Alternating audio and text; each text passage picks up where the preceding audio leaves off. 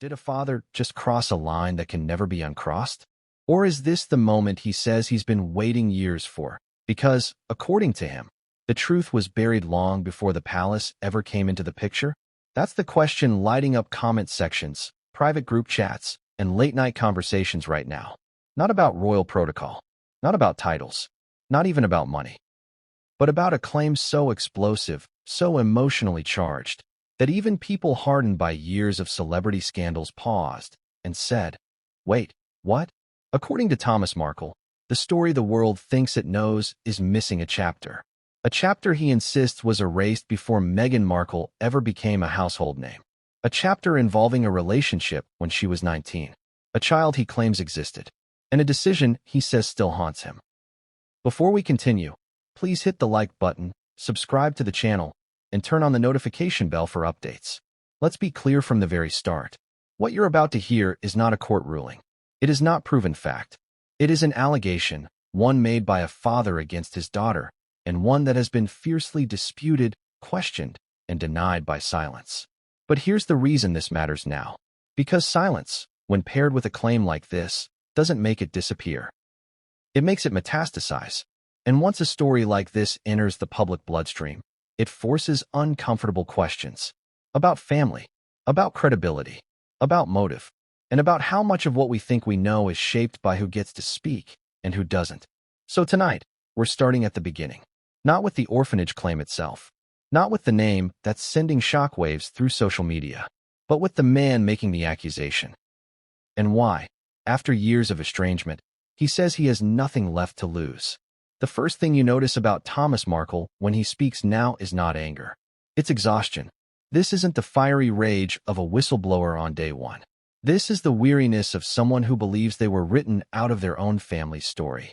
He speaks slowly, repeats himself, sometimes circles back, as if he's checking his own memory in real time. And that's important, because critics immediately ask the obvious question. If this were true, why didn't he say something sooner? Why wait until now? Thomas has an answer for that. Actually, several. He says he stayed silent because he believed his daughter would eventually tell her own story. Then because he feared destroying her future.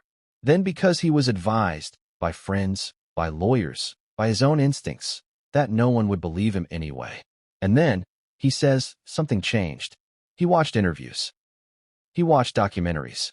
He watched narratives being constructed about family, about abandonment, about betrayal, and realized that in every version, he was either the villain or a footnote. That's when he claims he stopped protecting the silence. But here's where things get complicated. Because even people who dislike Meghan Markle hesitate at this allegation. It's not gossip about texts or emails. It's not behind-the-scenes palace drama. It's a claim involving a child. And once you bring a child into a story, the rules change. Thomas says that when Meghan was 19, she was involved with a man named Joseph Giuliano. He claims the relationship was serious enough that it resulted in a pregnancy. And he claims that what happened next was deliberately hidden. Notice the language. Claims. Says. Alleges. Every word matters here. According to him, the child was born quietly. No public records discussed. No celebration. No announcements. He alleges that the child was placed in an orphanage and that the family was instructed, directly or indirectly, to never speak of it again. Now pause. Ask yourself this. If you were hearing this about anyone else, any celebrity, any politician, what would your first instinct be? Disbelief? Outrage? Curiosity? Because all three reactions are happening simultaneously online right now. Some viewers say this sounds impossible. Others say history is full of carefully buried family secrets. And a third group says the timing alone makes it suspect. So let's slow down. Because this story doesn't stand or fall on shock value. It stands or falls on consistency. Thomas insists he wasn't the decision maker. He claims he was informed, not consulted. That the situation was framed as something that needed to be handled quietly for everyone's sake. But then comes the contradiction. In other interviews, he has spoken about being deeply involved in Meghan's early life. About pride. About protection. About sacrifice. So critics ask, how does a protective father allow something like this to happen without intervening? That question alone has split audiences in half. Supporters say power dynamics matter. That fear, shame, and external pressure can silence even parents. Skeptics say it strains belief. And Meghan? She has said nothing. No statement. No denial. No acknowledgement. And that silence has become its own character in the story. Because silence can mean many things. Legal advice. Emotional distance. Strategic refusal to engage. Or, as critics argue, avoidance. Which one is it? That depends on who you ask. What complicates things further is the age mentioned. 19. Old enough to make decisions. Young enough to be overwhelmed. And, in the public imagination, perched uncomfortably between independence and vulnerability. Thomas describes that period as chaotic. He says Meghan was ambitious, determined, and fiercely private. He claims she was already learning how to control her narrative. But here's where listeners need to be careful. Because ambition can be framed as drive or as manipulation, depending on who's telling the story. And Thomas is not a neutral narrator. He is a father who feels betrayed. A man estranged from his daughter at the height of her fame. Someone whose past interviews have sometimes conflicted with each other. That doesn't make him a liar. But it does mean every claim must be weighed, not swallowed. Still, even skeptics admit this. Thomas has nothing obvious to gain now. His reputation is already damaged. His relationship with his daughter appears beyond repair. Public sympathy is divided at best. So why go this far? He says because there's a child who was never acknowledged. A life he believes was erased. And a truth that, in his words, won't stay buried anymore. And that's where the story stops being about Meghan Markle, the public figure, and starts being about something more uncomfortable. What if a claim like this is false, but spreads anyway? What if it's true, but never provable? What does the public do with a story that lives in that gray zone? Because once something like this is spoken aloud, it can't be unheard. It reshapes perceptions. It plants doubt.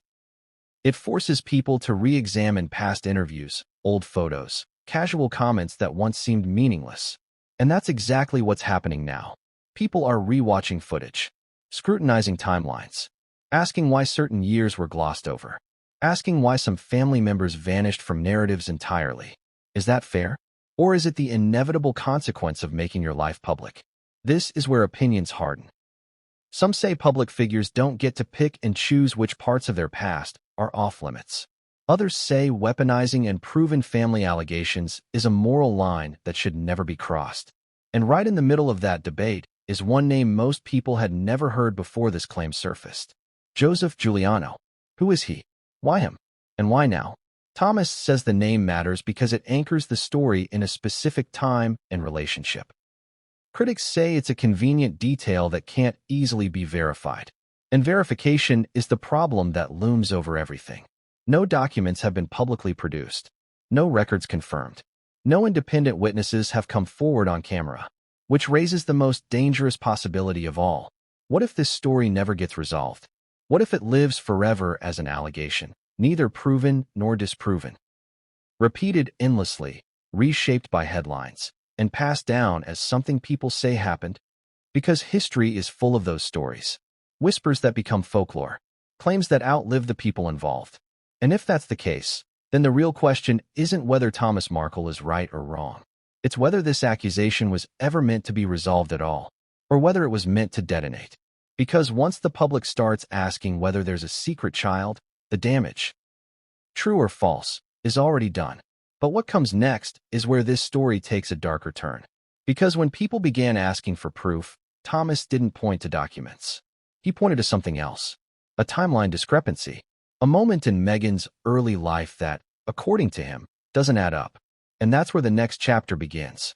Because if the dates don't align, then someone, somewhere, isn't telling the full story. And what came next would change everything. What if the dates don't line up because they were never meant to? That's the question people started asking the moment Thomas Markle shifted the conversation away from emotion and toward a calendar. Because accusations can be dismissed as bitterness. Feelings can be written off as resentment. But dates? Dates are stubborn. They sit there, quiet, unemotional, waiting to be checked. And according to Thomas, it was a date, not a memory. That convinced him the story he'd been carrying in silence was about to collapse under its own weight unless he spoke. He says there's a specific window in Meghan's early adulthood that has always bothered him. A stretch of time that, in his words, never quite matched the version people were told. At first, he didn't think much of it. Most families don't audit their children's timelines. You don't cross-reference semesters with moves. You don't compare recollections year by year. Life blurs. But when your family becomes a global headline, and every detail is retold, reframed, and monetized, that blur sharpens. Thomas claims it sharpened for him when he rewatched interviews years later, when he noticed how certain periods were skipped over, how some years were described vaguely, while others were narrated down to the smallest anecdote. And one year, he says, stood out, not because something was said, but because nothing was. Now pause for a second. Have you ever noticed how silence can be louder than speech? When someone tells a long, detailed story of their life, but suddenly rushes past a chapter, your brain flags it. You might not know why. You might not even consciously register it. But something feels off. Thomas says that's what happened to him. He describes watching an interview where Meghan talked about her early ambitions, her struggles, her hustle. He nodded along, recognized the stories, the tone, the confidence, and then, according to him, she jumped from one stage of her life to another without explaining what happened in between. A year compressed into a sentence.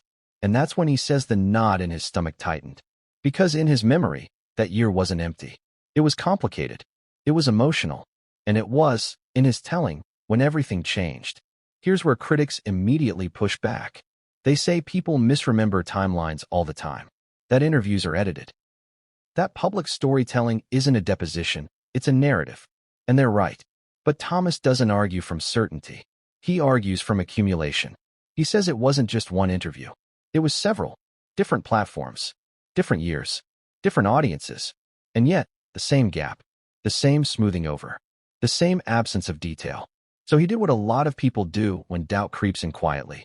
He went back to his own records, not official documents, not proof in the legal sense, but old emails, old notes, photos, receipts, the mundane debris of real life that never expects to become evidence.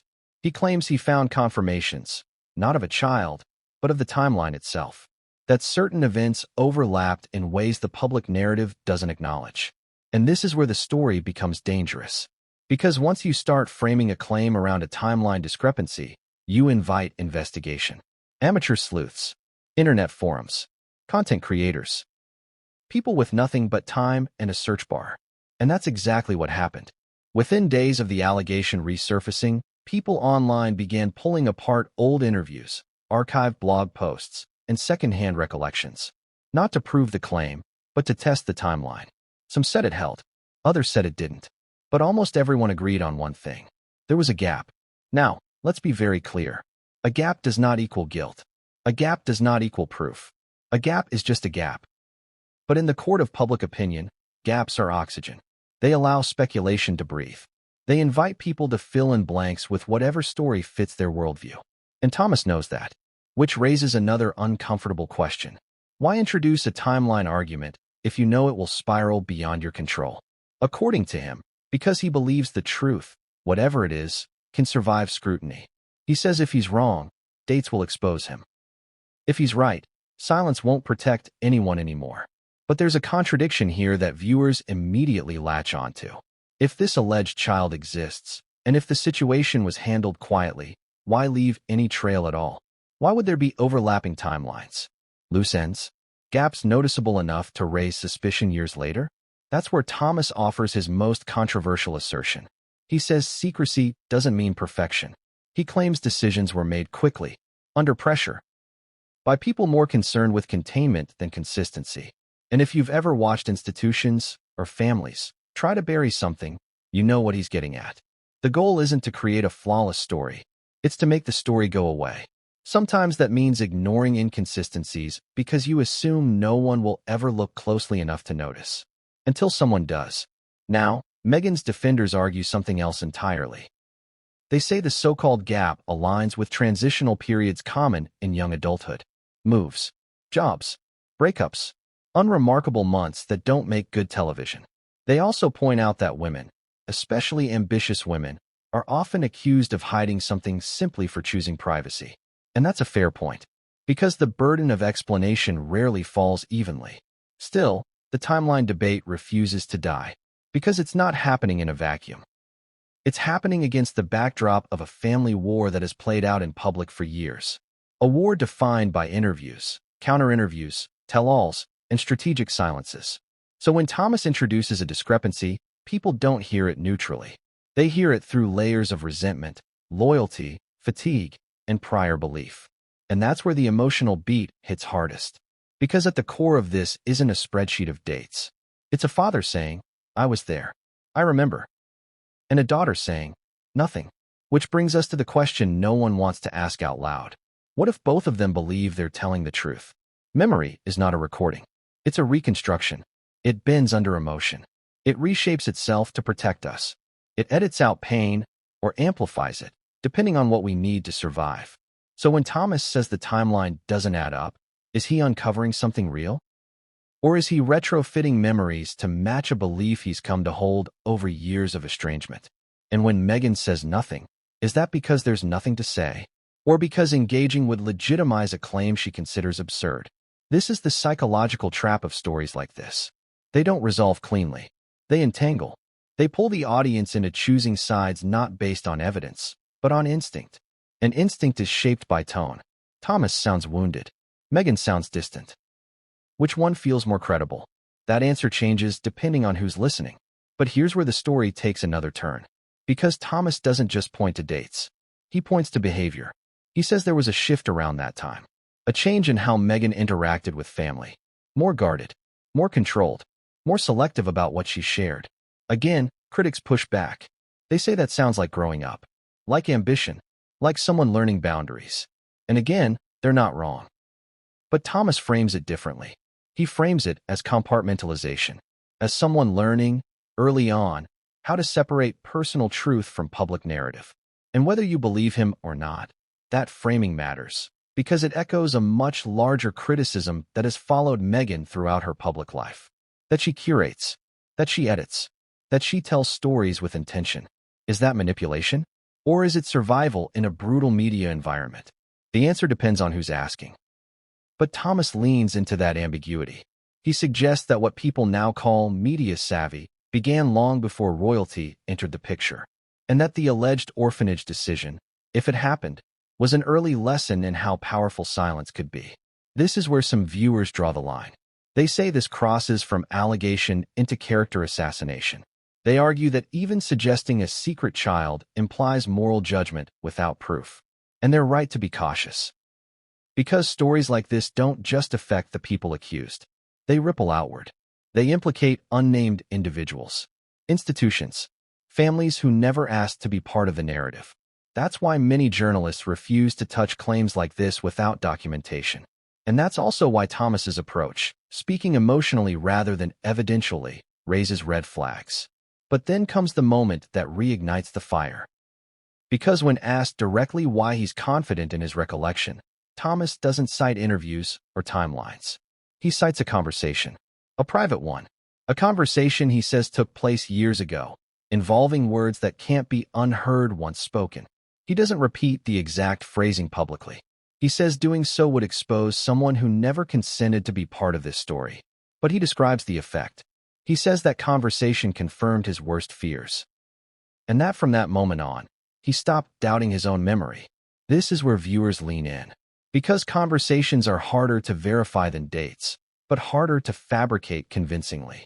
And it's also where the risk skyrockets. Because if that conversation involved another adult, another decision-maker, then this story stops being a family dispute and starts implicating a wider circle, which raises the stakes dramatically. But Thomas refuses to name names, at least for now. He says he doesn't want revenge. He wants acknowledgement. And that word, acknowledgement, is doing a lot of work here, because it suggests something short of confession, something closer to recognition, an admission that a chapter existed, even if the details remain private. But Meghan's silence offers none of that. And in the absence of acknowledgement, Thomas keeps talking, which leads us to the point where everything shifts. Because as people dissect timelines and debate motives, something unexpected happens. Someone else comes forward, not with proof, not with documents, but with a memory that intersects with the same time period. And when that memory enters the conversation, the timeline issue becomes more than a discrepancy. It becomes a pattern. And that's where the next chapter takes.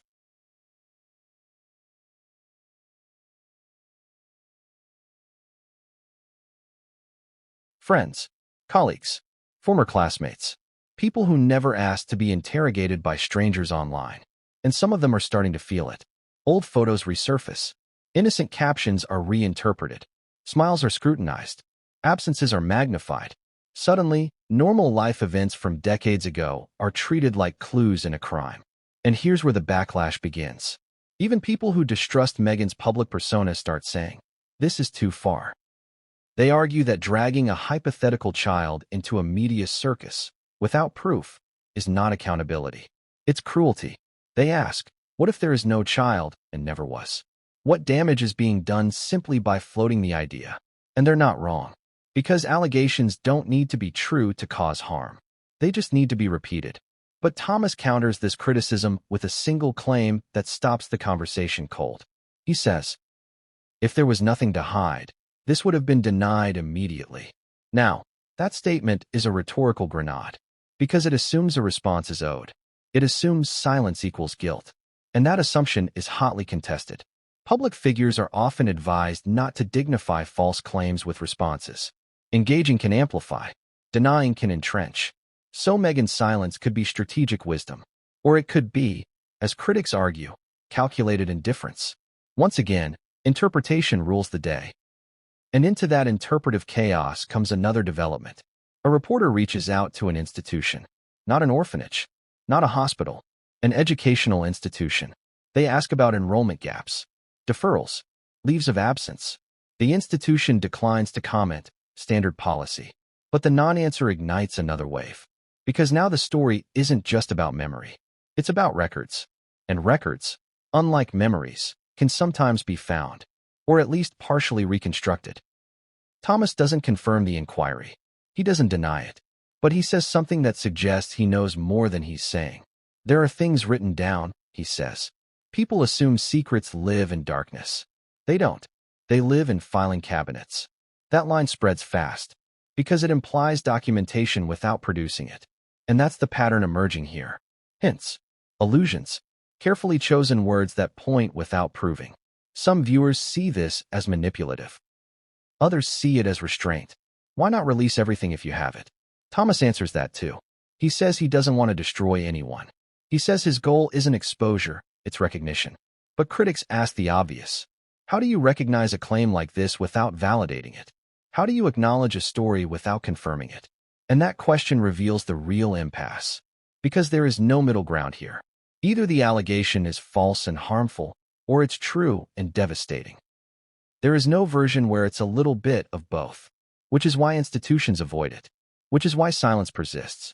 Which is why Thomas keeps speaking. Because in the absence of resolution, the loudest voice shapes memory. And memory, once shaped, is almost impossible to undo. But the most unsettling part of this chapter isn't the timelines, or the comments, or the records. It's the emotional undercurrent that people keep missing. Thomas doesn't sound triumphant. He doesn't sound vindicated. He sounds tired. And tired people don't usually fabricate elaborate conspiracies. They simplify. They reduce. They cling to what feels solid. Which brings us back to that word, away. Because whether or not the allegation is true, something happened during that year. A change, a shift, a departure from family, from openness, from the version of life that came before. And whatever caused that shift may never be publicly explained. But it shaped everything that followed. The ambition, the boundaries, the curated narrative. And that's why this story refuses to die. Not because of an orphanage, not because of a name, but because of a question no one has answered. What really happened during the year everyone keeps skipping? And more importantly, who else knows and hasn't spoken yet? Because if one memory surfaced accidentally, it won't be the last. What if the reason no one has spoken yet is because they don't know how? Because after the second memory surfaced, something subtle, but unmistakable, changed in the way people around this story behaved. They stopped dismissing it outright. They stopped mocking it. And instead, they started choosing their words very carefully. That's always the tell. When a story is nonsense, people laugh. When it's dangerous, they hedge. And suddenly, Hedging was everywhere. Former acquaintances declined interviews out of respect. Old friends said they couldn't recall clearly enough to comment. Even critics who had been aggressive days earlier began adding qualifiers. Unlikely, but probably false. However, no evidence yet. Yet, that word is doing a lot of work. Because the moment people start leaving the door open, even a crack, the narrative shifts from rejection to suspension. And suspension is where speculation thrives. Thomas Markle, for his part, didn't celebrate the shift. He didn't even acknowledge it publicly. Instead, he did something far more unsettling. He went quiet. After weeks of interviews, statements, and emotionally charged remarks, he stepped back. No new appearances, no follow-ups, no clarifications, and silence, coming from the accuser this time, hit differently. Because now the pressure flipped. People weren't asking Meghan to respond. They were asking Thomas, "What are you waiting for?" And that's when a source close to him, careful, anonymous, unverified, offered a hint that reframed everything. They said Thomas wasn't waiting for attention. He was waiting for permission. Permission from whom? That's the question that sent the story into a new phase. Because permission implies restraint. It implies there's something that could be said, but hasn't been. And more importantly, it implies someone else is involved in the decision not to speak. That's when observers began looking beyond father and daughter. Because stories like this rarely exist in isolation. If an allegation involves secrecy, institutions don't just appear after the fact. They're present at the beginning. Families, advisors, professionals, sometimes systems designed to manage risk rather than truth. And this is where the speculation becomes uncomfortable. Not because of what's being claimed, but because of how plausibly it could have been handled quietly. People forget how different the world was decades ago. No social media. No digital paper trail. No expectation that personal events would be documented publicly. Privacy wasn't just possible. It was normal. And when privacy intersected with ambition, fear, and control, decisions were often made behind closed doors. That doesn't mean anything illegal happened, but it does mean outcomes could be shaped without scrutiny. Thomas has hinted, never stated, that there were conversations involving adults he trusted, people he believed were acting in everyone's best interest. That's a crucial distinction, because it reframes the allegation away from malice and toward management. Not this was done to harm, but this was done to contain. And containment doesn't require villains. It requires urgency, fear of scandal, fear of derailed futures, fear of irreversible consequences. That framing makes the story more believable to some and more disturbing to others. Because if true, it suggests not a single bad decision, but a collective one. And collective decisions are harder to unravel. Who was responsible? Who agreed? Who stayed silent? And who regrets it now? This is where Thomas's exhaustion starts to make sense. Because challenging one person is hard. Challenging a consensus is impossible. Which brings us to the role of denial, or the lack of it. People keep waiting for a firm, unequivocal statement shutting the story down. Not a spokesperson quote. Not a legal non-response. A human denial. I didn't have a child. This is false. But that hasn't come. And while silence does not equal guilt, it does leave a vacuum. A vacuum others are more than happy to fill. Especially in a media ecosystem built on momentum. Creators speculate. Commentators analyze body language from years-old footage. Amateur psychologists dissect interviews frame by frame. Every pause becomes suspicious. Every deflection becomes strategic. And that's not fair, but it's predictable. Thomas, watching this unfold, reportedly expressed something surprising to those around him. He said he didn't expect people to believe him. He expected them to listen. That distinction matters. Because belief demands proof. Listening demands empathy. And Thomas has consistently positioned himself not as a prosecutor, but as a witness to something unresolved. But here's where the contradictions tighten. If you don't want belief, why escalate? Why introduce timelines, names, institutional hints? Why not simply say, there was pain I can't talk about, and leave it there? Because, as one observer put it, ambiguity protects the powerful, not the powerless. And Thomas does not feel powerful. He feels erased. And people who feel erased don't whisper. They push.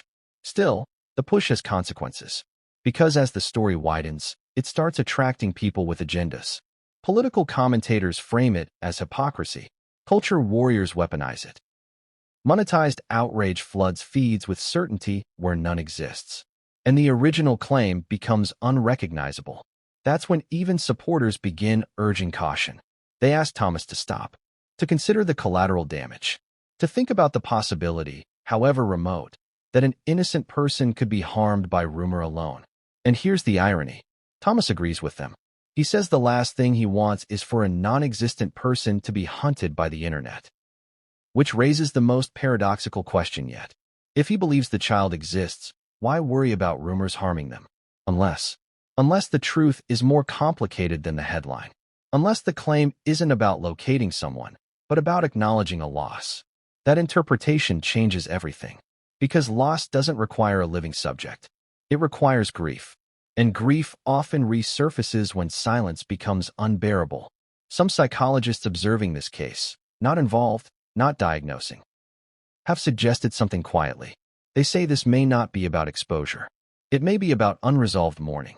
Not necessarily for a child, but for a relationship, for trust, for a version of family that never recovered from secrecy.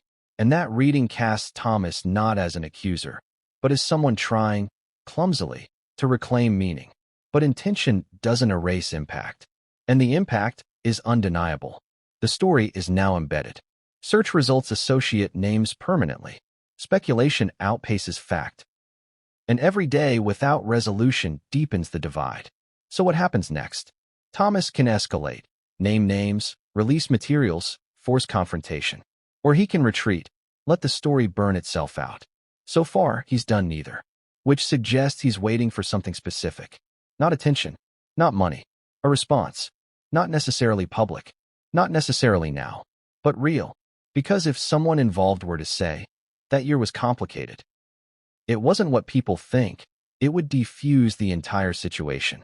No details required. No confirmations. Just acknowledgement. And that hasn't happened. Which brings us to the most chilling possibility of all. What if there is no response coming?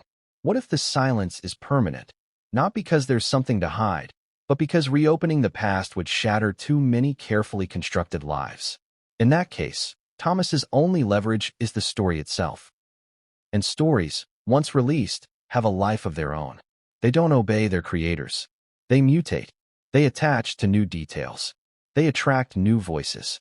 And that's exactly what's starting to happen. Because as this chapter closes, something else is stirring. A journalist, not chasing the child claim, but the decision-making environment around that time, has started asking different questions. Not did this happen, but how were problems handled back then? Who advised whom? Who had influence? Who had the authority to decide what stayed private? And when those questions are asked, they don't just implicate families. They implicate systems. And systems hate scrutiny. Because once you examine how silence is produced, you start seeing it everywhere. And the next chapter doesn't focus on a person at all. It focuses on a pattern that may explain not just this story, but why so many stories like it never fully surface. And once you see that pattern, you can't unsee it. What if the pattern is the real story, and the people are just placeholders? Because once investigators stopped chasing the most sensational version of the claim, something unexpected happened. The noise dropped, and in that quieter space, a structure began to emerge. Not a conspiracy, not a coordinated plot, but a familiar system of behavior that shows up whenever reputations, futures, and institutions feel threatened at the same time. It starts the same way, almost every time. A problem appears that doesn't fit the desired trajectory. Not illegal, not necessarily immoral, just inconvenient. Something that complicates the story people want to tell about themselves or someone they're investing in. The response isn't panic.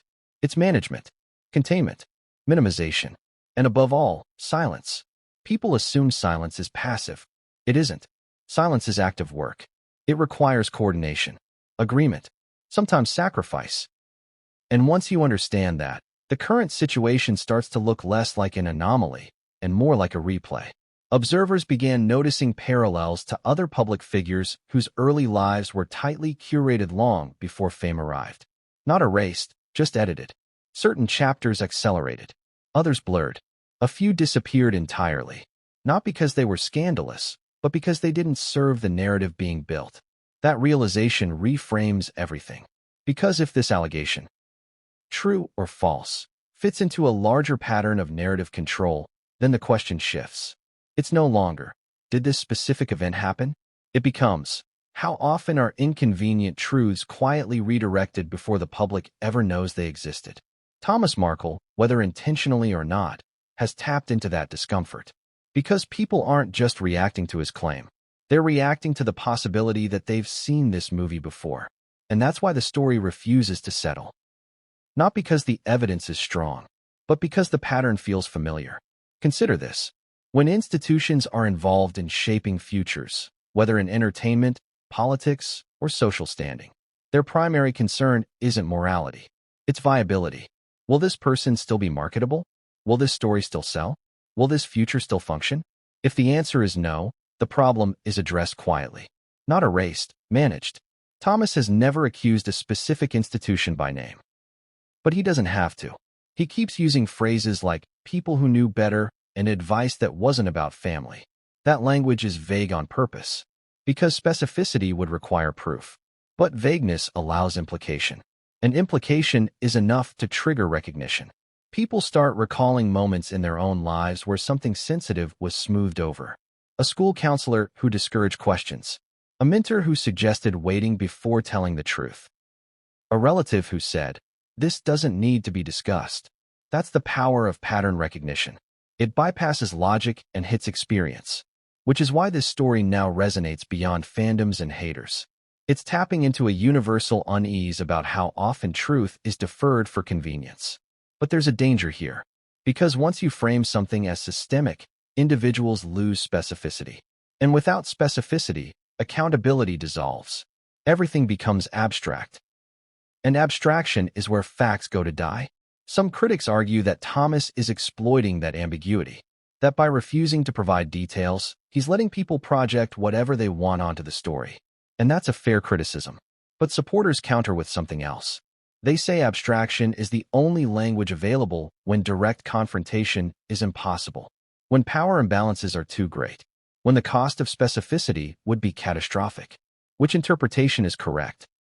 Again, it depends on trust. And trust, in this case, is fractured on all sides. Thomas has lost credibility through past contradictions. Meghan has lost trust among critics through perceived narrative control. Institutions, broadly, have lost public confidence through years of exposure and scandal. So no one enters this conversation with clean hands, which makes resolution even less likely. But something else has started happening beneath the surface. A shift in tone among journalists. Not tabloids, not content creators, career reporters. They're no longer asking about the claim itself. They're asking about process. How stories are handled when they're deemed too risky. How early life narratives are curated. How silence is negotiated. These are questions reporters know how to pursue, because they don't require a smoking gun. They require patterns, interviews, corroboration of behavior rather than events. And that's where this could escalate quietly. Not with a headline screaming confirmation or denial, but with a slow drip of context. Articles about how public figures manage personal crises early in their careers. Investigations into advisory ecosystems. Profiles of how reputations are shaped before the public ever notices. In that environment, Thomas's allegation becomes less important than the conditions that made it plausible. And that's dangerous for everyone involved. Because systems don't defend themselves emotionally. They defend themselves strategically. If scrutiny increases, responses will come, not to Thomas, but to the environment. Policies tightened.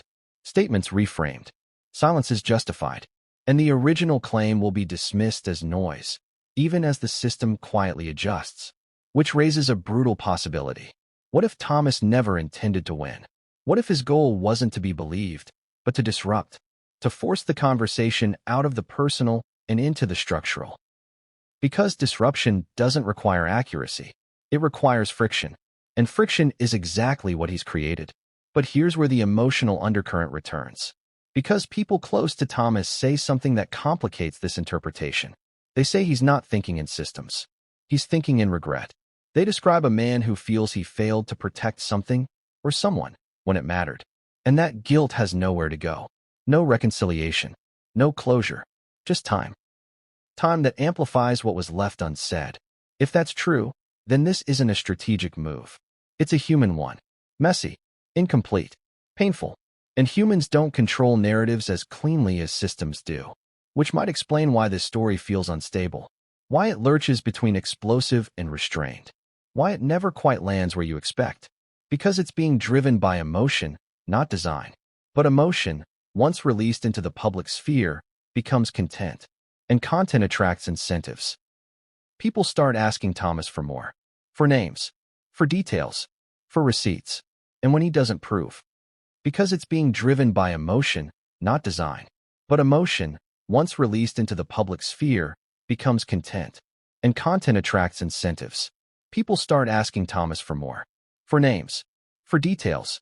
For receipts. And when he doesn't provide them, frustration grows. Some turn on him. They accuse him of manipulation, of cruelty, of irresponsibility. They say if he can't prove it, he should stop. And that pressure matters. Because Thomas is not insulated. He doesn't have a PR team absorbing blowback. He doesn't have an institution shielding him. He has a phone, a voice, and a diminishing margin for error, which may explain why those close to him say he's been warned. Not threatened, warned. That continuing could have consequences. Not legal ones, yet, but reputational ones. That he could be discredited permanently. That future claims, even legitimate ones, would be dismissed. And that's the paradox. Speaking risks credibility. Silence guarantees erasure. And Thomas appears trapped between the two. Which brings us to the moment this chapter turns. Because while the public argues about motives and patterns, something quieter has occurred. A third party, unconnected to Thomas, unconnected to Meghan, has reportedly been contacted. Not asked about the allegation. Asked about the environment. About how sensitive matters were handled during that era. And according to those familiar with the outreach, the response was not denial. It was discomfort, carefully worded, non-specific, but noticeably cautious. That doesn't prove anything, but it signals something. Because people who have nothing to hide don't usually hedge.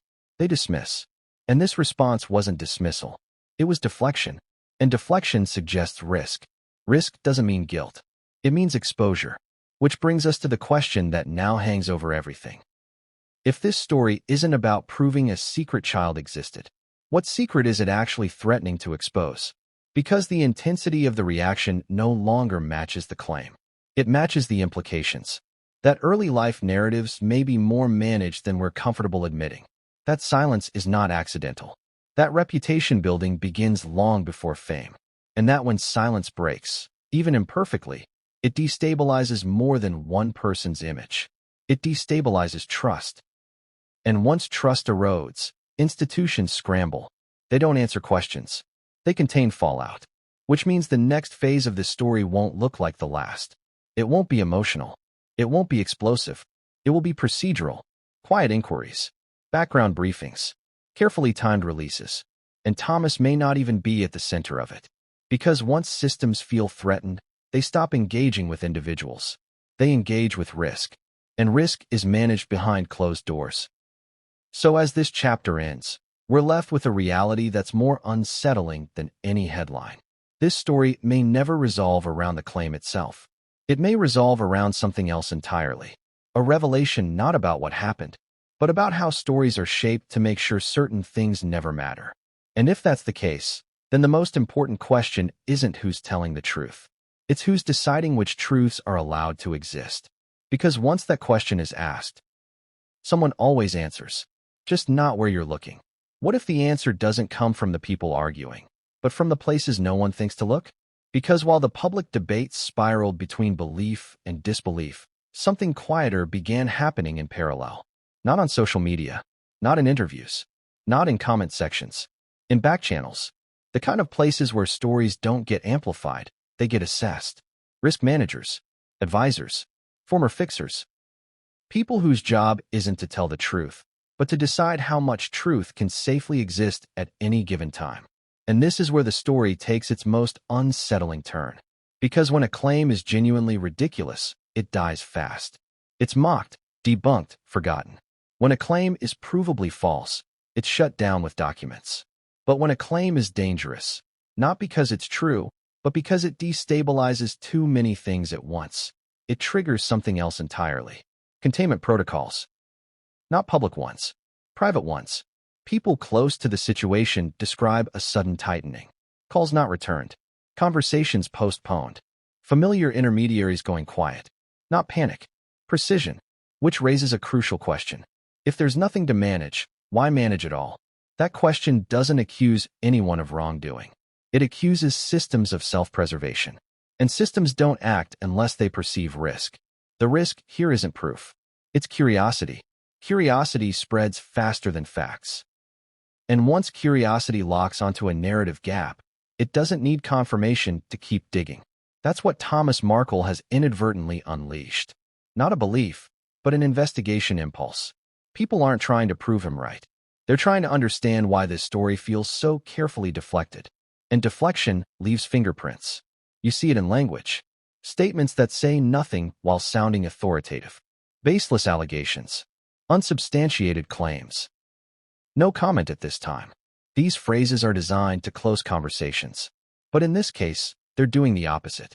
Because none of them address the core tension. The tension isn't about a child. It's about whether a chapter of someone's life was deliberately compressed to protect a future. And that's not a rare phenomenon. It's common. Actors are advised to clean up their image early. Politicians are coached on which stories to tell. Public-facing figures are encouraged to frame their past in ways that inspire trust and aspiration. That's not scandal. That's branding. But branding has limits. And when personal history collides with moral ambiguity, those limits get tested. Thomas's critics argue that he's exploiting that collision to reassert relevance, that he's weaponizing ambiguity to stay in the conversation. And again, that criticism isn't baseless, because the way this allegation has been introduced is asymmetric. Lots of implication, little verification, which would normally kill credibility. Except for one thing. The responses have been too careful. If this were truly laughable, it would be dismissed with clarity. Instead, it's being smothered with generalities. And generalities are a sign of unease. That unease is magnified by the fact that no one is actually accusing Thomas of lying outright. They're accusing him of being mistaken. That's a subtle but important difference. Mistaken people can be pitted. Liars can be discredited. No one seems eager to do either, which suggests uncertainty. And uncertainty is poison to narrative control. This is where the conversation shifts again, away from the claim and toward the consequences. Because even if nothing comes of this, something has already changed. The public has been reminded that life stories are curated, that silence is often strategic, that not every omission is accidental, and that reminder doesn't fade easily. Especially not in an era already skeptical of institutions and authority. Thomas may not have evidence that satisfies a courtroom, but he's triggered a discomfort that doesn't require evidence to persist. And that discomfort has begun to show up in unexpected places. Editorials about transparency, op-eds about the ethics of silence, panels discussing how public figures should address deeply personal allegations. This is how narratives migrate. They start specific, then they generalize. And once they generalize, they're no longer controllable. Which leads us to the most overlooked aspect of this story. Time. Time is not neutral here. Every day that passes without resolution hardens positions. Supporters become more entrenched. Skeptics become more cynical. And fence-sitters start choosing sides, not based on facts, but fatigue. Eventually, people stop asking, "Is this true?" They start asking, "Why is this still unresolved?" And that question lands differently. Because resolution doesn't always require truth. It requires engagement. Someone stepping forward and saying, "This ends here." That hasn't happened. And Thomas, for all his volatility, seems acutely aware of that. He hasn't escalated.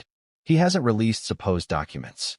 He hasn't named additional people, which suggests restraint, or fear, or strategy, and it's impossible to know which. But those close to him describe a man who believes time is working against him, not in proving the claim, but in being heard at all. He knows public attention is fickle, that outrage cycles move on, that if this moment passes, it may never return, which creates pressure. Pressure to say more, pressure to go further, pressure to stop implying and start asserting. And that's where the danger lies. Because the moment Thomas crosses from implication to declaration, the story changes permanently. Legal thresholds shift. Responses harden. Sympathy evaporates. He knows that. Which is why this phase feels like a pause before something irreversible. And pauses are always the most dangerous moments in any story, because they precede decisions. Not emotional ones. Existential ones. Does he force the issue? Or does he accept that some truths, real or perceived, will never be acknowledged publicly? That decision won't just affect him.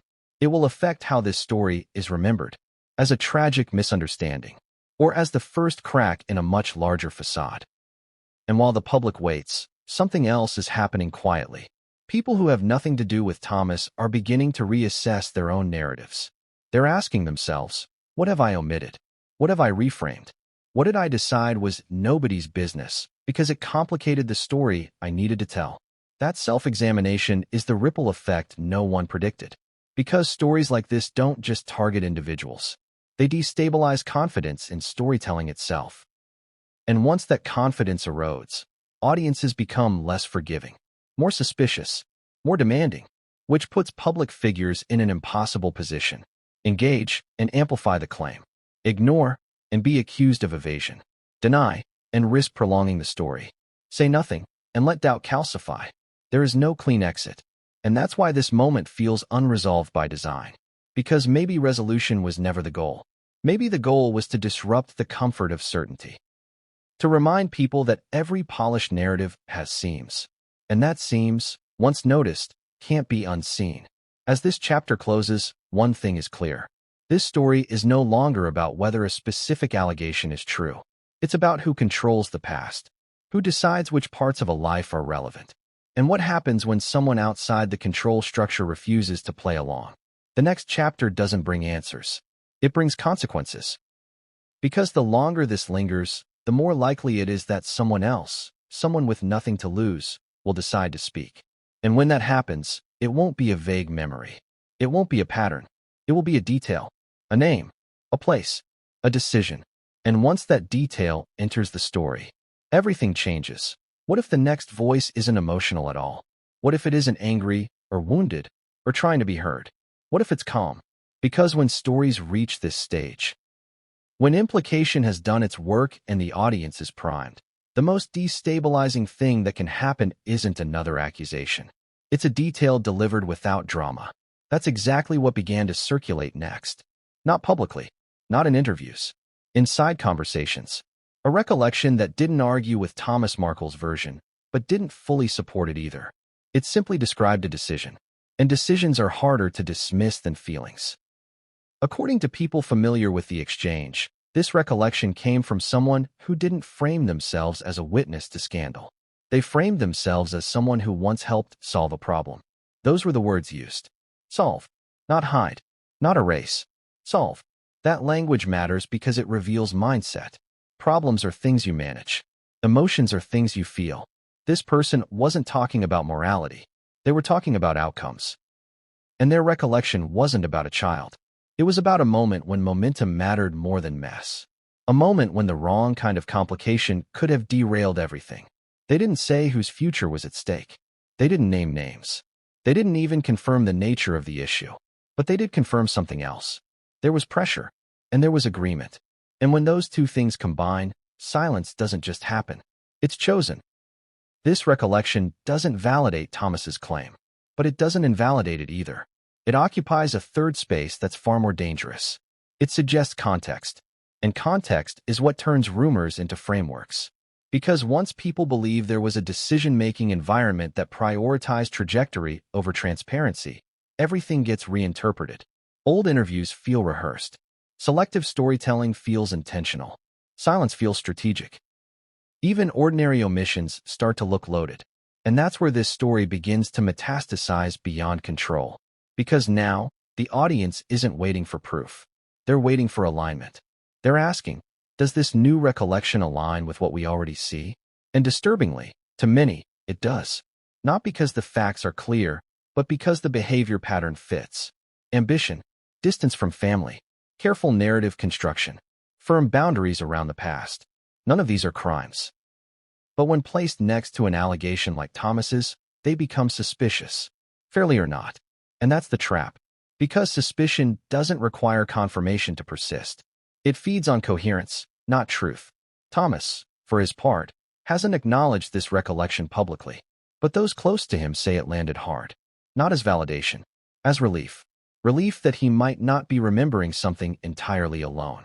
That the atmosphere he describes, the urgency, the quiet agreements, the pressure to move forward, wasn't imagined. And that matters psychologically, because people who feel dismissed don't need proof to keep going. They need recognition. But recognition cuts both ways. Because the more the environment is acknowledged, the harder it becomes for Meghan, or anyone connected, to respond without escalating. A denial now wouldn't just refute the child claim. It would refute the idea that any sensitive decisions were ever made quietly. That nothing was ever managed. That everything unfolded transparently and organically. And that's a very high bar. Most public figures can't meet it honestly, which may explain why the silence continues. But silence, again, has consequences. The longer it lasts, the more it invites interpretation. And interpretation is filling the void rapidly. Some are now reframing the allegation entirely. They're suggesting the orphanage claim may be symbolic, not literal, a metaphor for abandonment. Not of a child, but of a life path, a chapter that was shut down, redirected, and never revisited. That reading doesn't require a baby. It requires loss. And loss is harder to disprove than events. You can deny facts. You can't deny someone's experience of regret. This reframing is gaining traction because it offers a way out of the binary. It allows people to say, maybe Thomas isn't lying, but he's not telling the story we think he is. Maybe he's speaking in the language of pain, not documentation. And that interpretation softens him. It makes him tragic instead of malicious. But it sharpens the critique of narrative control. Because even if the details are wrong, the emotional truth might still sting. And that emotional truth is this. Something was decided without him. Something that permanently altered his relationship with his daughter. Something he was expected to accept and never speak of. Whether that thing was a child, a choice, or a turning point may never be known. But the fracture is real. And fractures don't heal in silence. They calcify. Which brings us to Meghan's position. Because it's more constrained than people realize. Any response she gives will be dissected. Any denial will be parsed for tone. Any acknowledgement will be taken as admission. And any continued silence will be read as strategy. There is no winning move. Which may explain why the approach appears to be endurance. Wait it out. Let the story exhaust itself. Let the absence of proof drain momentum. That strategy often works. But only if no new details emerge. And that's the risk. Because once a story like this shifts from allegation to environment, it attracts a different kind of participant. Not the aggrieved. The procedural. People who remember policies. Protocols. How things were handled when reputations were fragile and futures uncertain. And those people don't speak emotionally. They speak cautiously. Which makes them sound credible. That's what has everyone uneasy right now. Not what's been said. What might be said next. Because the next voice won't care about Thomas Markle's pain. And it won't care about Meghan Markle's image. It will care about how decisions were made. Who advised whom? What options were considered unacceptable? What risks were prioritized? And once that door opens, it doesn't close neatly. It opens into adjacent stories. Other moments. Other figures. Other silences. Which is why institutions tend to intervene before it happens. Not publicly. Privately. Offering reasons not to speak, reminding people of consequences, suggesting that revisiting the past benefits no one. And that may already be happening, because those tracking the story closely have noticed something else. Accounts going private, old posts disappearing, contacts declining to comment when they previously had. That doesn't prove suppression, but it does suggest awareness. And awareness is often the precursor to coordination. This is where Thomas's role becomes almost irrelevant.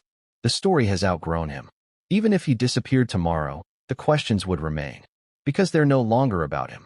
They're about how many other stories we've accepted because they were clean. Because they made sense. Because they fit the arc we wanted to believe. And now that arc feels less stable. Which is why this chapter matters. Not because it brings answers, but because it marks the moment when the narrative stopped being personal. And once that happens, control shifts. From individuals to forces. From emotions to mechanisms. From allegations to implications. The next phase won't be dramatic. It won't trend immediately. It will look boring. An article about image management.